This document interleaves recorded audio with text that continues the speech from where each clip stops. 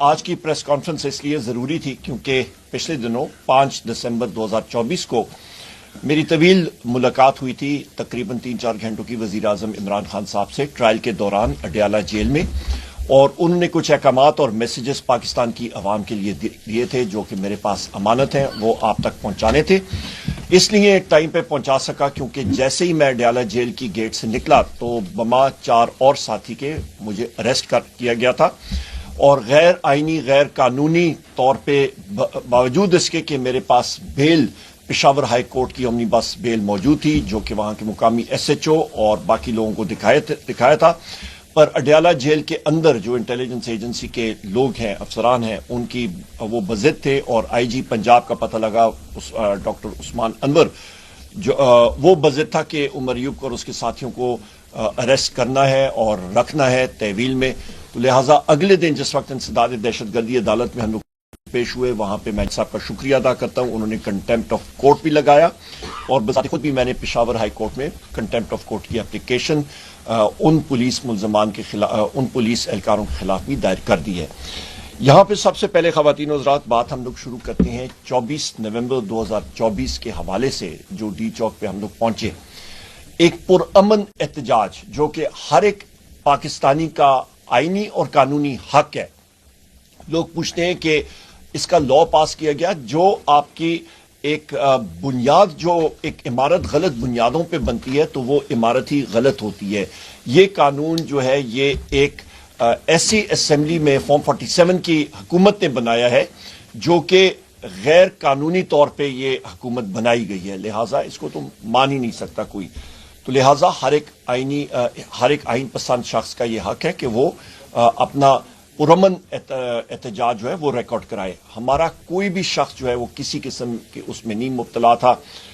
इसके बावजूद हमारे निहत्ते पाकिस्तान तहरीक इंसाफ के मासूम और निहत्ते शहरियों पे गोलियां बरसाई गई, उसके बारे में भी मैं अभी बात करूंगा। 12 हमारे साथी कंफर्म्ड शहीद हुए।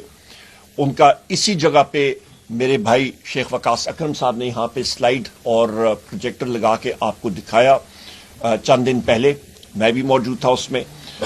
उसके बाद इस वक्त तक हमारे पास जो फिगर्स वजीर आला खैबर पख्तूनख्वा अली अमीन खान गंडापुर साहब ने अपना एक सिस्टम बनाया हुआ है, उसके तहत जो इंफॉर्मेशन और जो खबरें आ रही हैं उसके तहत कि कितने लोग हमारे मिसिंग / प्रिज्यूम्ड डेड यानी कि जो शहीद हो चुके, हम लोग अज्यूम कर सकते हैं वो अभी तक लापता है, उनका कोई सुराख नहीं निकाला जा सकता। वो तकरीबन 200 से जायद है, 200 से जायद। मैं फिर रिपीट करता हूं, 12 साथी कंफर्म्ड शहीद, 200 से ज्यादा मिसिंग, प्रिज्यूम्ड डेड / शहीद।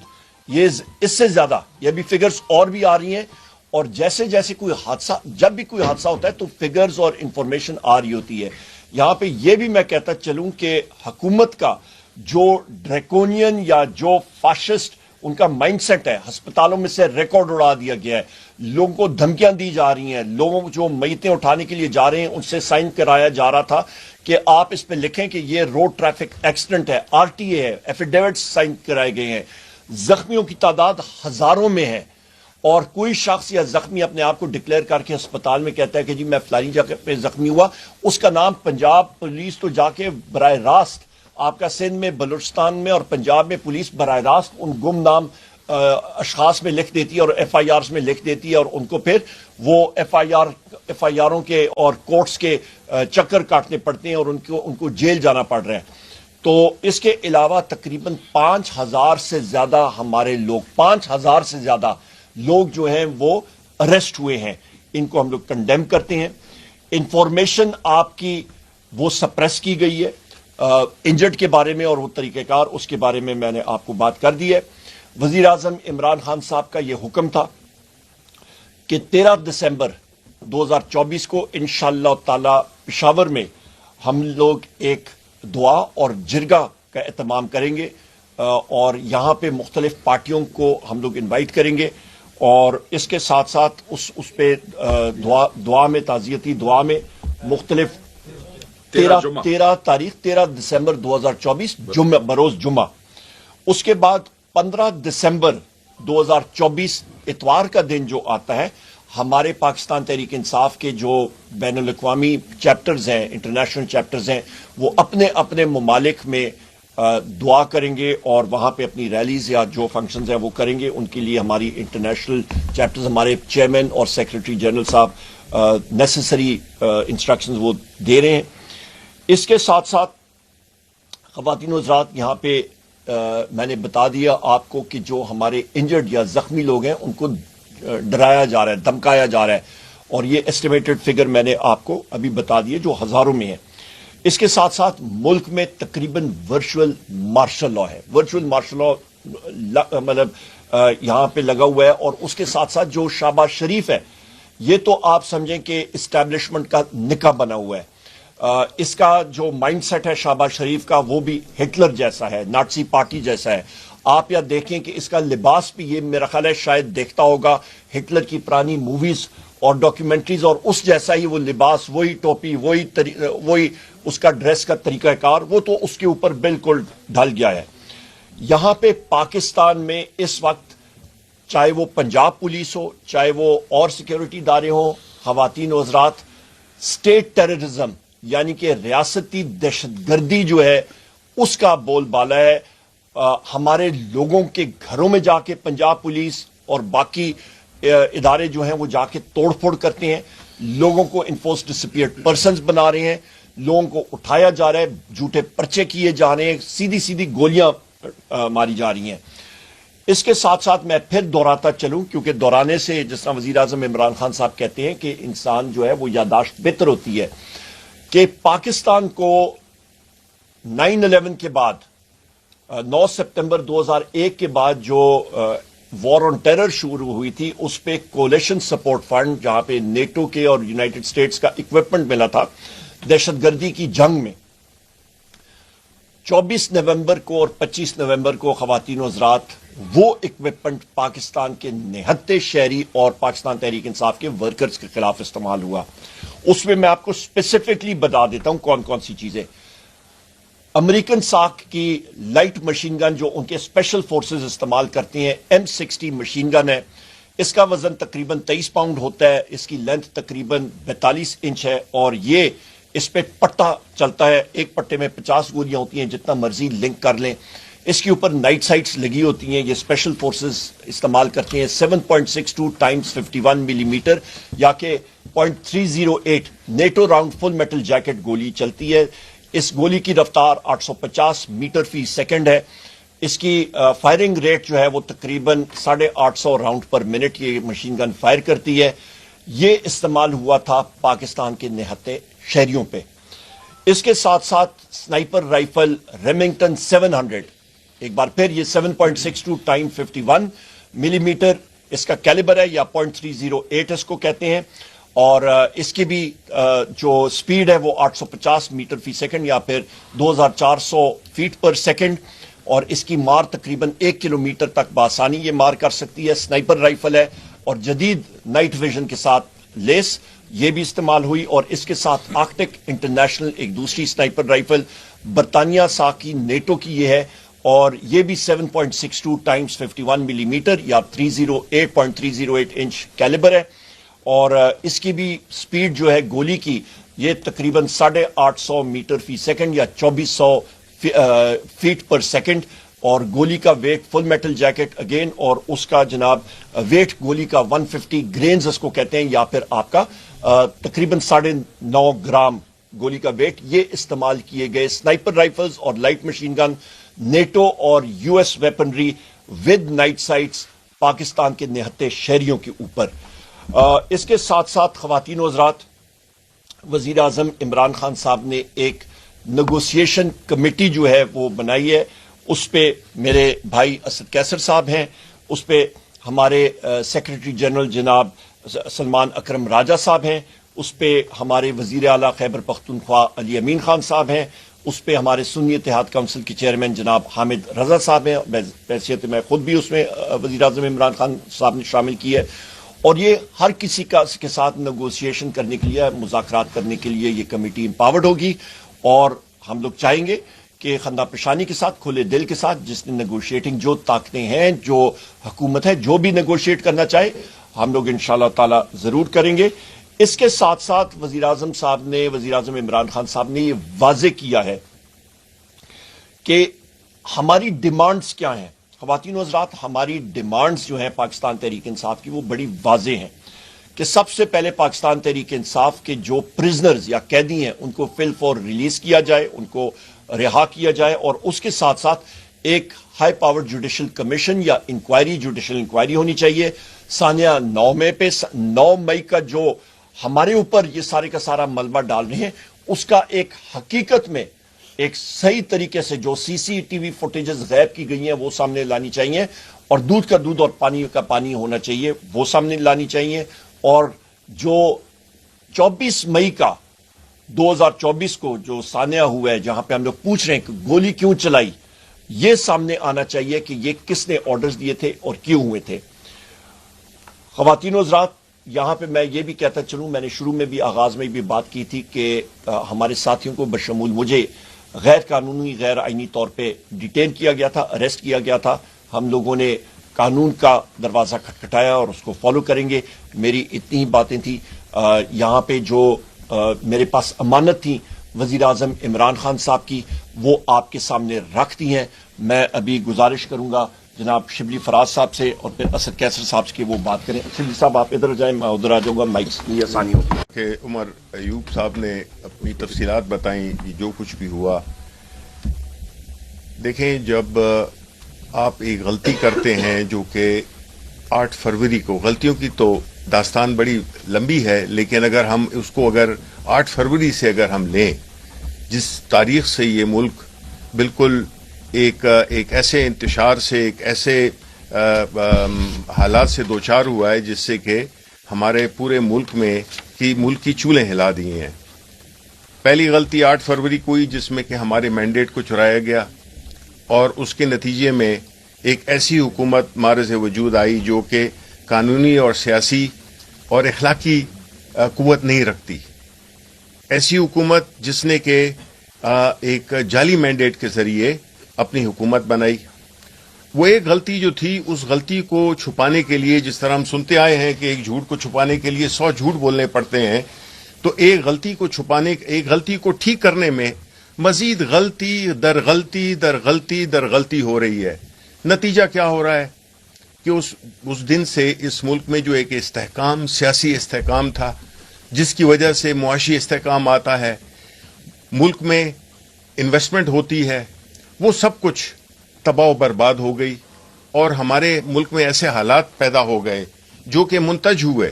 ایک پرامن جلسے، ایک پرامن جلوس، ایک پرامن سیاسی ایکٹیویٹی جو کہ آئینی اور قانونی طور پہ ہمارا حق بنتا تھا، اس پہ جو ظلم اور بربریت دکھائی گئی، اس نے پوری دنیا کو، پاکستان کو پوری دنیا کے سامنے اور پاکستان کے عوام کے سامنے اس کو بالکل آشکار کر دیا کہ اس طرح کے آج کل کے زمانے میں بھی اس طرح سے ظلم سے، دہشت سے ایک پرامن جلوس کو، ایک پرامن تحریک کو، اس کو دبایا جا سکتا ہے۔ دیکھیں جی، اس سے ملک آگے نہیں جائے گا، اس سے ملک نارمل نہیں چل سکتا۔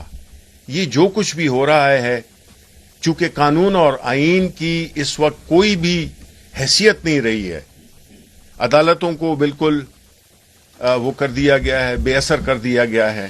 جو آپ جتنی بھی قانون سازی دیکھ رہے ہیں کہ جو ہوئی ہے نیشنل اسمبلی میں، سینٹ میں ہوئی ہے، کس طرح سے ہوئی ہے، اور آیا وہ عوام کے لیے تھی یا وہ خواص کے لیے تھی؟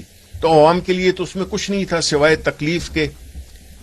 تو ایسے حالات میں ہم یہ سمجھتے ہیں کہ جس طرح کہ خان صاحب نے ایک بااختیار کمیٹی بنائی ہے کہ اس کو چانس دیا جائے، اس کمیٹی کو کے ساتھ انگیج کیا جائے کہ جو مسائل بنے ہوئے ہیں جس سے کہ ملک دوچار ہے، اس کی کوئی صورت نکل آ سکے۔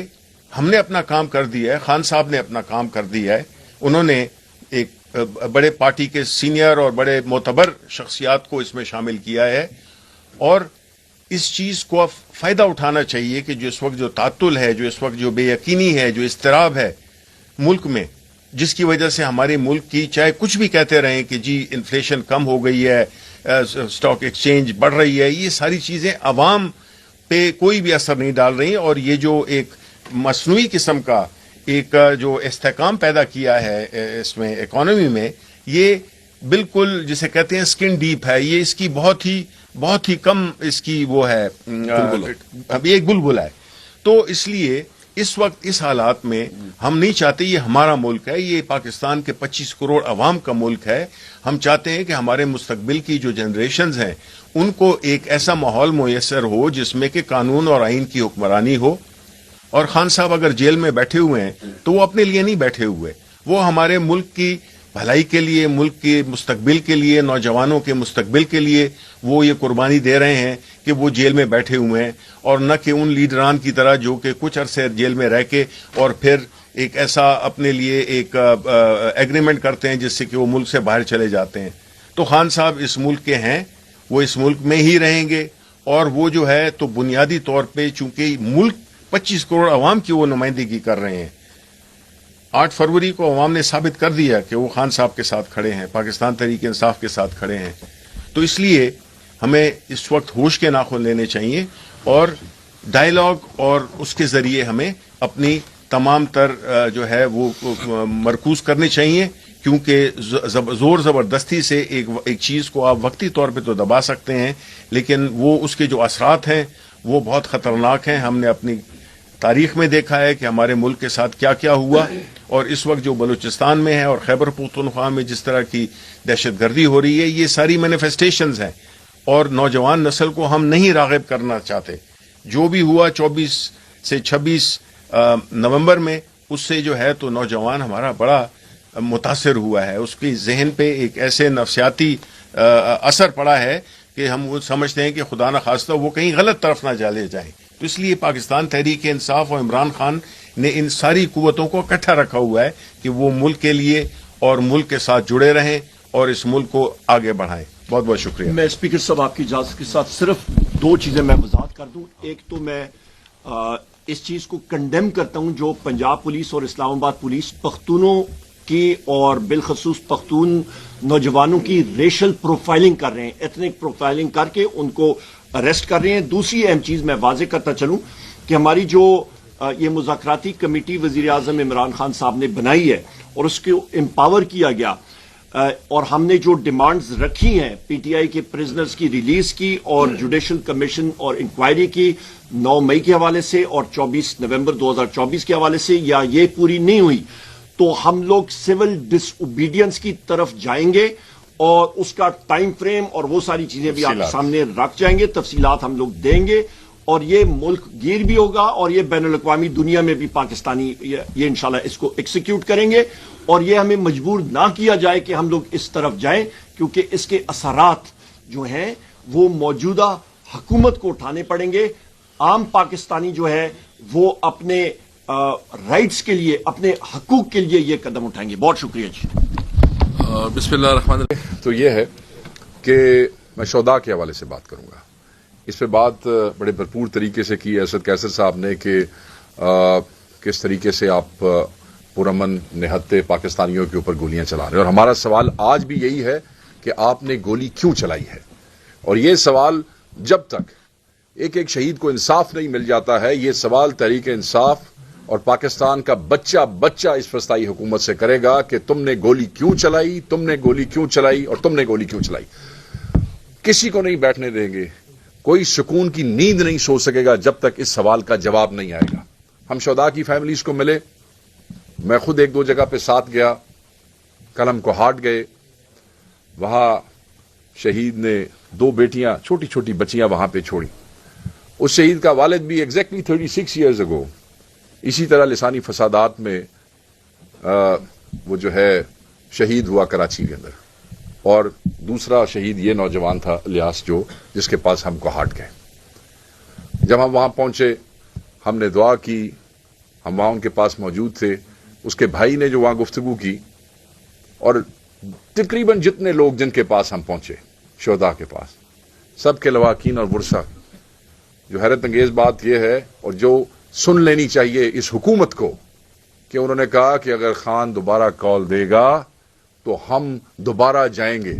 ہمارا آخری بچہ بھی یہاں پہ اگر ہوا تو وہ بچہ بھی اس حقیقی آزادی کے لیے, اس حق کے لیے وہ ضرور جائے گا جہاں پہ خان کہے گا. یہ وہ جذبہ ہے, یہ وہ ولولہ ہے جس کو یہ نہیں توڑ سکتے. یہ لوگوں کو ڈرا سکتے ہیں, یہ لوگوں کو دھمکا سکتے ہیں, یہ لوگوں کو بھگا سکتے ہیں, مگر یہ لوگوں کو ہرا نہیں سکتے ہیں. کوئی طاقت نہیں ہے جو اس جذبے کو جو ہے وہ ڈیفیٹ کر سکتی ہے.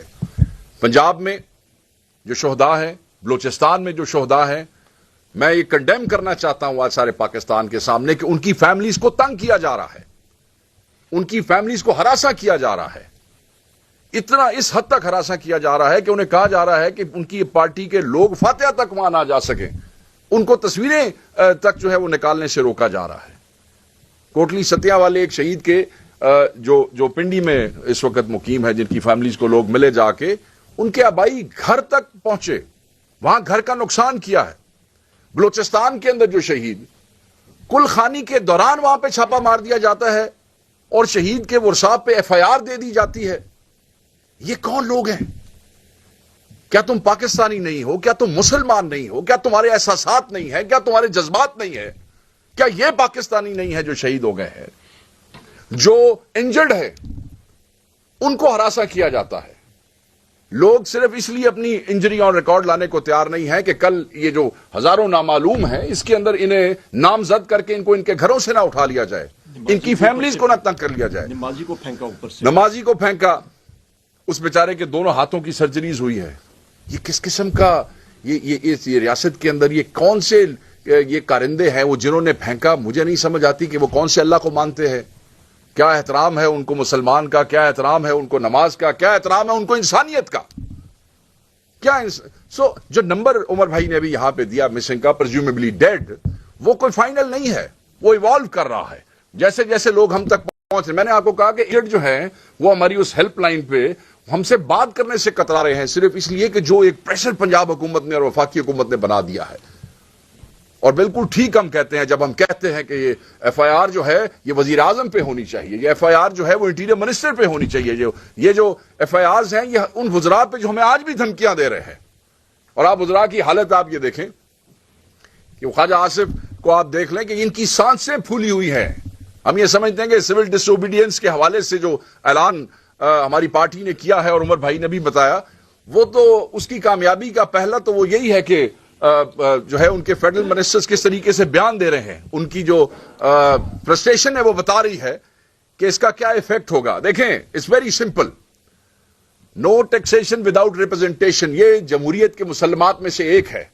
او بھائی کیوں سرکار کو پیسے دیں؟ اس سرکار کو جس کو میں نے ووٹ نہیں دیا ہے, جس کو میں نے چوز نہیں کیا ہے, میں نے ووٹ دیا ایک شخص کو, اس کا تم مینڈیٹ چوری کر کے انسٹال ہو کے وہاں پہ بیٹھ گئے ہو, تو کیا منہ ہے تمہارا کہ ہم اس سرکار کو فیڈ کریں؟ میں یہ سمجھتا ہوں کہ یہ جو فیصلہ کیا گیا ہے یہ اس لیے کیا گیا ہے کہ وہ سرکار جو کھلم کھلا آئین کی خلاف ورزی کرتی ہے, جو کھلم کھلا قانون کی خلاف ورزی کرتی ہے, جو اپنے ہی لوگوں کو مارتی ہے, اس سے بیزاری کا اظہار ہوگا. اور اس سیاسی اظہار کو پاکستان کا ہر شخص جو اوورسیز میں موجود ہے وہ اس کو آبزرو کرے گا اور وہ اس پہ امپلیمنٹ کرے گا. ہمیں FIRs نہیں دی جا رہی ہیں. میں آپ کو یہ ایک اور بات آن ریکارڈ لانا چاہتا ہوں کہ پنجاب میں جو ہمارے شہداء ہیں FIRs کے لیے درخواست دے رہے ہیں, FIRs نہیں دی جا رہی ہیں. وہ 22AB کے اس میں دفعہ کے تحت وہ کئی عدالتوں میں گئے ہوئے ہیں, انہیں درخواستیں دی ہیں. آپ کو پتا ہے کہ جب پولیس بھاگ گئی ہے, درخواستیں لے ہی نہیں رہے ہیں تفتیشی. اب ہمارے پاس کوئی آپشن نہیں رہ جاتی اس کے علاوہ کہ ہم استغاثے دائر کریں. اس کے لیے ہماری لیگل ٹیم تمام انفارمیشن کلیکٹ کر چکی ہے. گواہ جو پاسبل پوٹینشیل ہو سکتے ہیں ان گواہوں کو ہراساں کیا جا رہا ہے. اور میرا سوال یہ ہے, یہ جو وزراء ہیں ان دفر سے میرا سوال یہ ہے کہ کیا شہادتیں چھپا سکتے ہو؟ کیا ان قبروں کو, ان میتوں کو, ان ورثاء کو چھپا سکتے ہو؟ کس کس کا منہ بند کراؤ گے؟ کب تک منہ بند کراؤ گے؟ یہ جو پختونوں کی ریشل پروفائلنگ کے حوالے سے اسد قیصر صاحب نے بات کی ہے, میرے بھائی عمر ایوب صاحب نے بات کی ہے, بالکل یہی بات ہے. اور میں ایک پنجابی ہونے کے ناطے میں یہاں پہ کہوں گا کہ یہ شرمناک ہے کہ یہاں پہ وزیر اعظم اور انٹیریئر منسٹر اور انفارمیشن منسٹر کے ناک تلے کیپٹل میں دارالخلافے میں جو سب کا ہے اس میں یہ ہو رہا ہے. اور یہ آج سے نہیں ہو رہا ہے, آواز تو اب اٹھ رہی ہے. ہم اس کو کنڈیم کرتے ہیں اور ان کو بالکل وارن کرتے ہیں کہ یہ بند. یہ جو آپ سرکاری پیکج چلا دیتے ہیں نا, روز سرکاری ملازم جو پختون وہاں پہ ہیں, کوئی پولیس میں ہے, کوئی کسی محکمے میں ہے, وہ ایک چھوٹا سا پیکج آ جاتا ہے صبح صبح جس میں وہ کہتا ہے جی میں پختون ہوں تو مجھے تو کوئی پروفائلنگ نہیں ہو رہی. آبویسلی بیچارہ سرکاری ملازم ہے, ماتحت ہے, کوئی آپشن نہیں ہے, تو ہم اس کو سخت الفاظ میں کنڈیم کرتے ہیں. ملک میں انتشار آپ پیدا کر رہے ہیں, آپ نہتے پرامن پاکستانیوں کو دہشت گرد بنا رہے ہیں. آگے دہشت گردوں کی لسٹیں آپ کے پاس تھوڑی ہیں جو اب سارے مطلب کہ کروڑا ووٹ لینے والی جماعت انتشاری اور دہشت گرد ہیں, تو وہ جو کروڑوں ووٹ دینے والے ہیں وہ ان کے اتحادی ہیں اور ان کے اہل باعث ہیں, تو سارا پاکستان آپ نے دہشت گرد بنا دیا. پھر اسی منہ سے جاؤ گے باہر امداد مانگنے کے لیے؟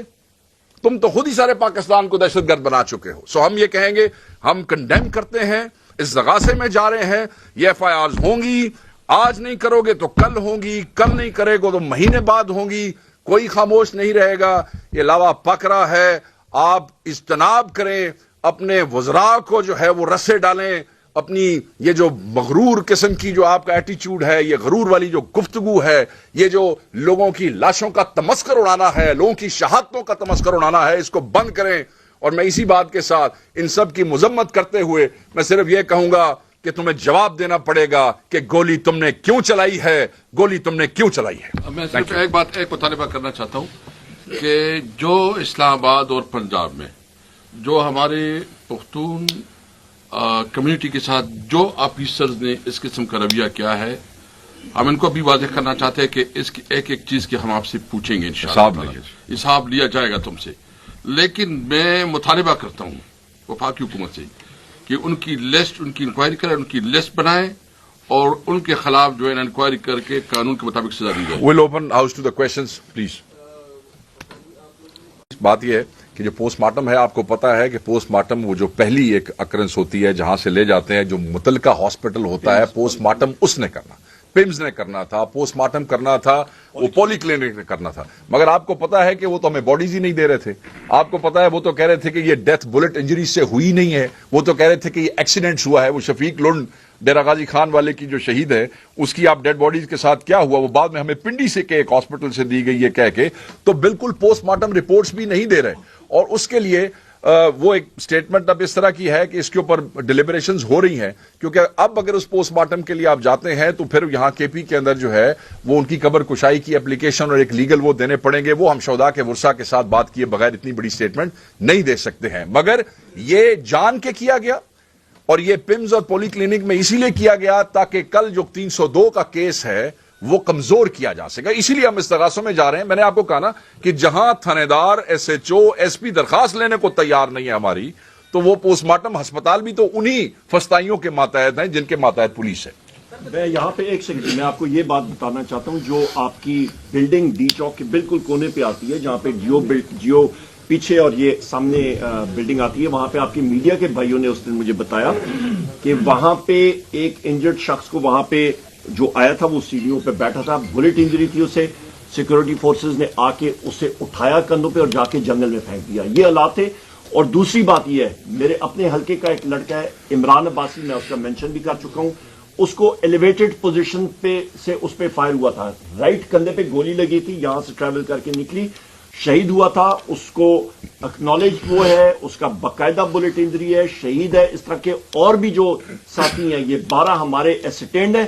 اس کے علاوہ جو بلٹ انجری سے شہید ہوئے ہیں یا وہ مسنگ ہے, وہ اس کا ڈیٹا ابھی کلیکٹ ہو رہا ہے, ایوالونگ ہے. عمران خان نے بتایا آپ کو کمیٹی بنائی, ایک اچھے وقت اچھی کمیٹی آپ لوگوں نے بنائی. یہ جاننے چاہ رہے تھے اس میں بشرا بیوی کو شامل نہیں کیا گیا کہ عمران خان نے کہا تھا یا یہاں سے بتایا گیا؟ کیونکہ میں واضح کر دوں جی, یہ نام وزیر اعظم عمران خان صاحب نے ڈائریکٹلی مجھے لکھا ہے. بہت شکریہ. تھوڑے جڑے بھائی اتنے اندر رپورٹنگ کرتے ہیں انہوں نے کل پوچھ لینا.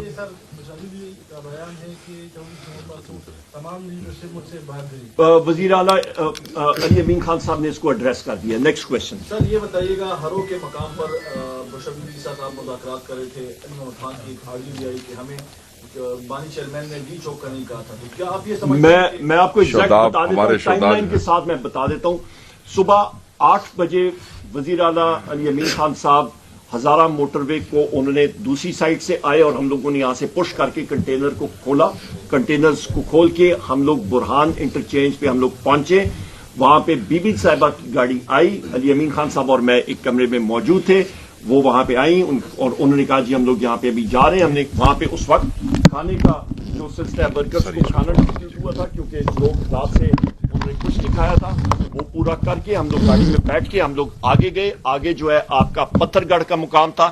میں موٹر سائیکل پہ بیٹھ کے آگے گیا، نوجوانوں کو ہدایات دیں.